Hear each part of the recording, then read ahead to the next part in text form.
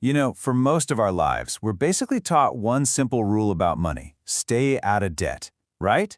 It's painted as this sign of weakness, a moral failing, something you should avoid at all costs. But what if I told you that this very belief, this shadow on the wall of our financial education, is the very thing holding most people back? Today, we're going to tear that idea down and explore how the wealthiest people in the world see debt not as a trap, but as their single most powerful tool. Okay, let's just jump right in with a statement that might feel a little jarring. Borrowing isn't a sin, it's courage and contribution.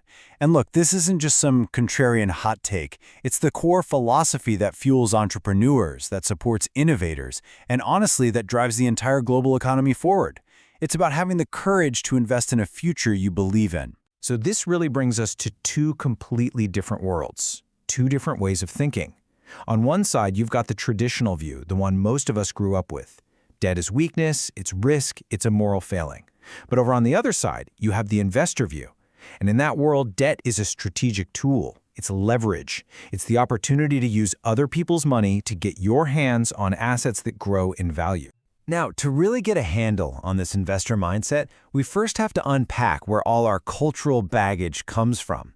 You see, for generations, we've been programmed to see debt as this moral dilemma, right? A sign of bad planning or a lack of discipline. And that's a powerful story for sure, but it's only one side of the coin. Because if we can just push past that personal feeling for a second and look at the bigger picture, we start to see that debt isn't just some personal failing. It is the absolute core of our economic system. It's literally the engine of capitalism. Let's be perfectly clear about this. Without the concept of borrowing, the modern world as we know it would just stop. It would grind to a halt. No new businesses, no big innovations, no major infrastructure projects. Debt is the financial lubricant that allows brilliant ideas to actually become reality. And this simple example, it illustrates the whole concept perfectly. Just picture a farmer. She's got fertile land, that's her asset. But she has no cash for seeds. So, by borrowing, she turns that static, non-producing asset into a productive one. She plants, she harvests, she repays the loan, and then she uses the profit to expand. She literally created value out of thin air, all because she took out a loan. Okay, now take that simple idea of the farmer and just scale it up, way up. Companies borrow to build the next iPhone or the next electric car. Investors borrow to fund those exact companies. And yeah, even the US government, the biggest economy on earth, borrows trillions to fund its own development. The strategy isn't to pay it all back at once.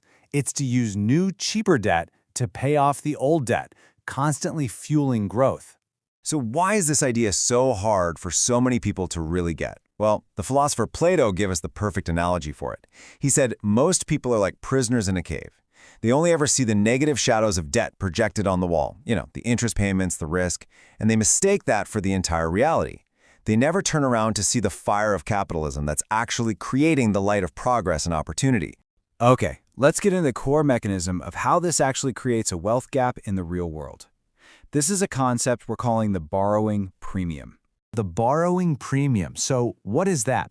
It's basically the extra profit you can make by investing with borrowed money. It's a return that is simply impossible to get for people who only use their own cash. By using what's called leverage, you can buy more assets, more stocks, more real estate, and you get to capture way more of the market's long-term growth. But hold on, if this premium exists, why isn't everyone capturing it? Well, it turns out the system is set up in a way that effectively excludes two very specific groups of people. And what's really fascinating about this is who gets left out. On one end of the spectrum, you've got young people. They have decades of time on their side, but banks see them as risky. Low income, not much of a credit history, so they face all these borrowing restrictions. Then, on the other end, you have conservative retirees. They often have the assets, but their mindset shifts to wealth preservation. They get scared of the perceived risk of borrowing, and they end up choosing the quiet, guaranteed loss that comes from inflation. So here's the crucial point, and it can be a tough pill to swallow. The premium paid to those who borrow and invest, well, it's funded by those who don't. The conservative saver who puts their money in a bank account earning, what, 1%? They are essentially subsidizing the strategic investor who borrows that same money at 5% to go invest in an asset that returns 10%. It is a quiet, continuous, systematic transfer of wealth. Okay, so that's the why. That's the theory. Now let's get practical. Let's look at the actual tools you can use to apply this strategy in your own life. Honestly, the best way to think about this is like having a set of Lego bricks. Each type of loan is a different shaped piece, and each has its own unique strengths and weaknesses. The real art is in knowing which brick to use for which part of the financial structure you're trying to build. So here are the 3 main bricks in your toolkit. A home equity loan is like your foundation. It's slow to get, but it gives you a big chunk of capital at a really low interest rate. Perfect for those big long-term investments. Then you have a stock pledge. This is your fast, flexible piece for grabbing sudden opportunities. It's quick, but, and this is a big but, it carries the risk of a margin call, where your lender can force you to sell your stocks if their value drops too much. And finally, a personal loan. That's your small, versatile brick. It's easy to get for short-term needs, but it comes with the highest interest rate, the highest cost. And this brings us to what is probably the most important rule of all. You have to know the difference between good debt and bad debt. It's simple. Good debt buys assets, things that will hopefully be worth more in the future, like investments or property. Bad debt is used for consumption, things that lose value the second you buy them. Using debt to buy stocks is an investment. Using it to buy a fancy car is a liability. End of story. So when you tie all of this together, what we're really talking about isn't just a set of tools or financial tricks. It's a fundamental, ground-up shift in your entire financial mindset. On the left, you've got the worker mindset. This is where you sell your time for a paycheck, and you see debt as a danger to be avoided at all costs.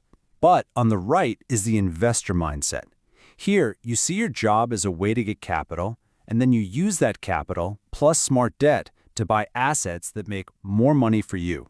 You see the difference? One person works for money. The other makes their money work for them. Now, a crucial warning. This whole strategy is an incredibly powerful engine, but it is not a license to be reckless. Leverage is a double-edged sword. It absolutely magnifies your gains, but it will also magnify your losses just as fast. You have to avoid borrowing too much, you must understand the real risk of a margin call, and you always have to make sure your cash flow can cover your payments. This takes discipline, not gambling. So I'll leave you with this one question to really think about. Take an honest look at your own finances. Is your debt an anchor, just weighing you down with high-interest consumer payments? Or is it an engine, something you're using strategically to propel your wealth forward? Because the answer to that question, well, it's going to define your financial future.